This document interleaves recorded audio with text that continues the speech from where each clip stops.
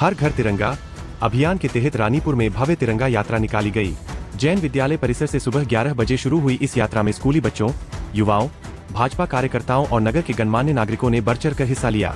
भारत माता के जयकारों और हाथों में तिरंगा लेकर निकले लोगों का उत्साह देखते ही बन रहा था।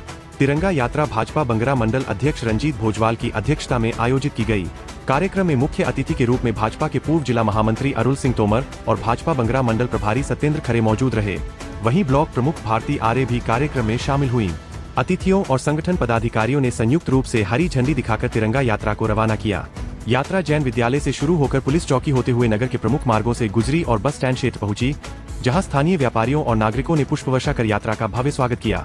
यात्रा में मंडल उपाध्यक्ष शुभम जैन, मंडल उपाध्यक्ष सुरेंद्र सिंह परिहार, मंडल महामंत्री सोहन घोष और मंडल महामंत्री ऋषि व्यास का विशेष सहयोग और नेतृत्व रहा।